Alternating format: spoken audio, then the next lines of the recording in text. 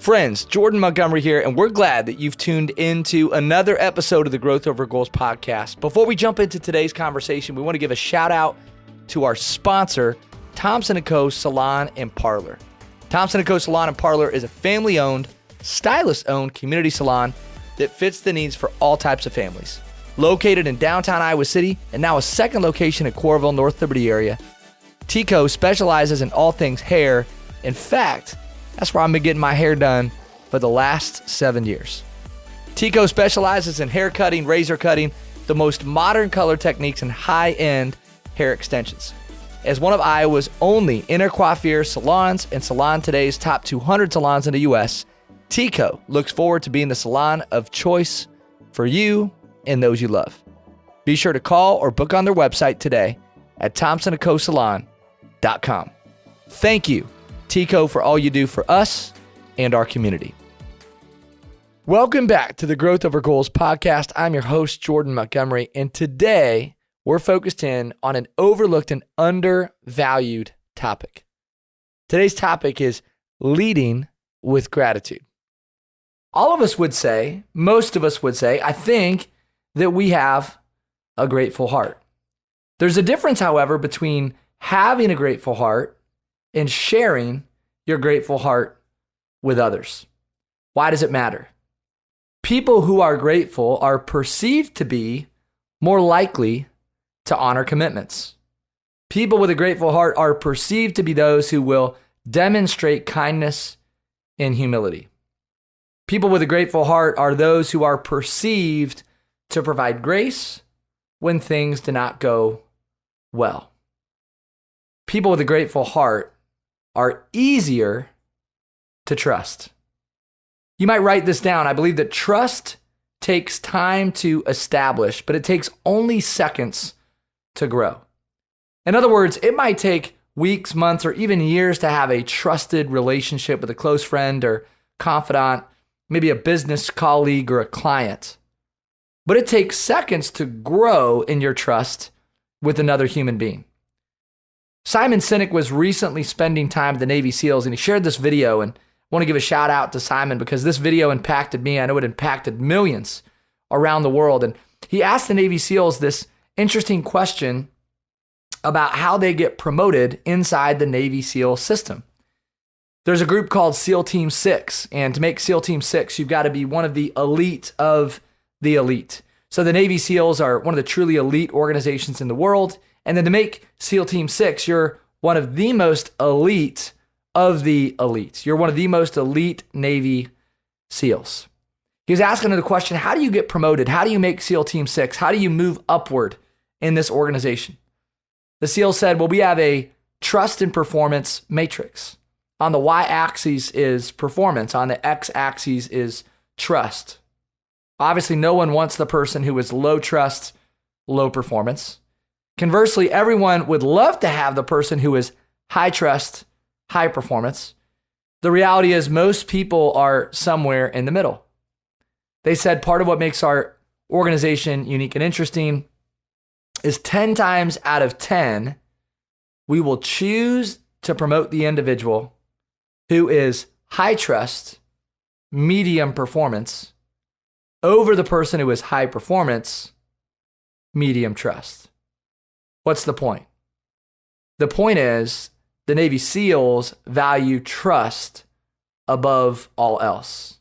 Simon goes on to say in the corporate world, we have a zillion ways to measure performance and very few ways to measure trust. It's incumbent upon us if we're going to lead people well, and if we're in the people business or you're involved in leading people in any capacity, we got to think about how we're building trust with people around us. It takes time to establish trust. It takes very little time to grow it. How do we grow it? We lead with gratitude. Of course, we could talk about following through, honoring commitments, being proactive, providing grace when there's less than ideal circumstance.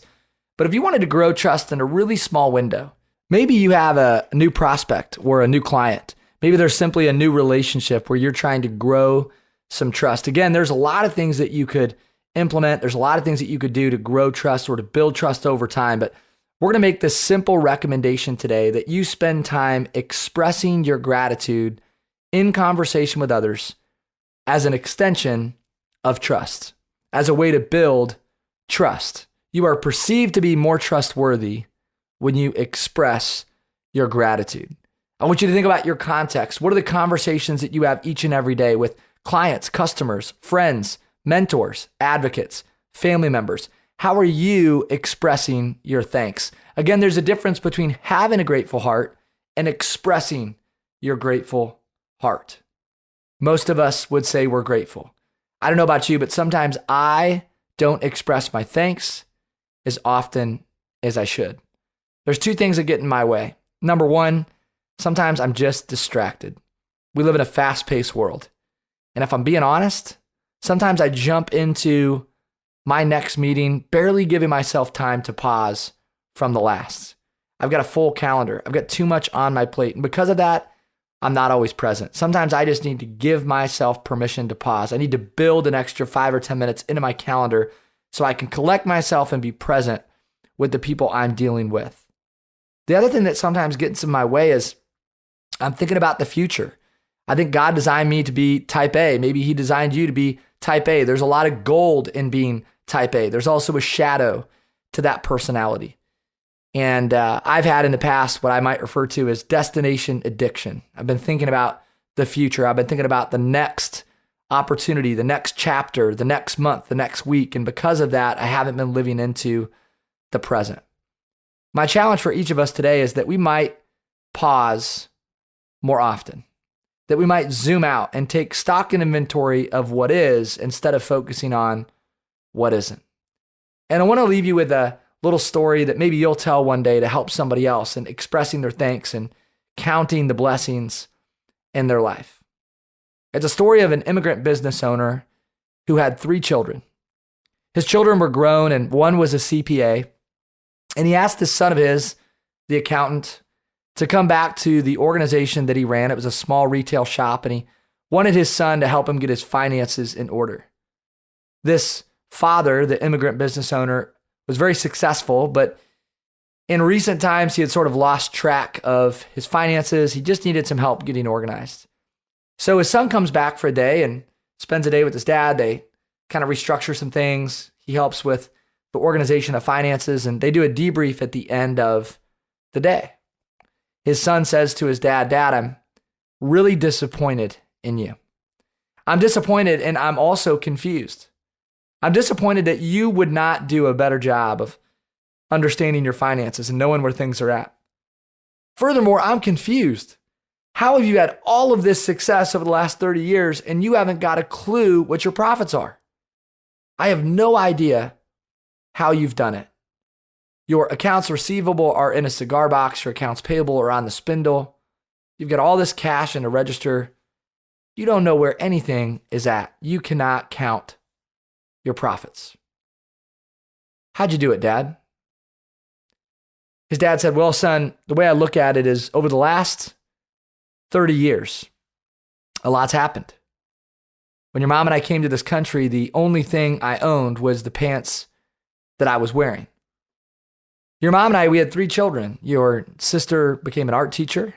Your brother became a doctor, and you're a CPA.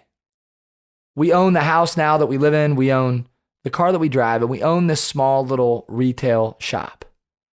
If you add all of that up and discount the pants, that's my profit. Son, the thing is, for the better part of 30 years, I've understood my profits in life. I'm in a relationship business. I've learned to count my blessings, to have gratitude and express my thanks with the world around me. I believe that expressing gratitude builds trust. Trust builds relationships. Relationships are what allow you to move forward in this world and impact others." So my challenge to you is to pause, to be more present, to think about what is instead of what isn't, to be a little bit more like this business owner, the father, who took stock and inventory of where he started and how he got to where he's at today. I'm on the journey with you, and I too am learning to count my blessings. So grateful for the many wonderful people in my life, my family, close friends, the Montgomery Companies community, the listeners that tune in to Growth Over Goals. Thank you for being here. It's been quite a year, and we have so much to be thankful for. I am full of gratitude, and I hope that you are too as you end your 2023 and head into 2024. I hope that you do some reflection, spend some time in thought, kick off your new year with a heart full of gratitude. As always, we would love it if you would rate this podcast or subscribe to this podcast. It helps us move our mission of impact forward. We want to once again give a shout out to our producers, John Choate, James Roth at Storyline Multimedia, for all the work they do behind the scenes to make these podcast episodes go. Be well, be great, have an awesome day.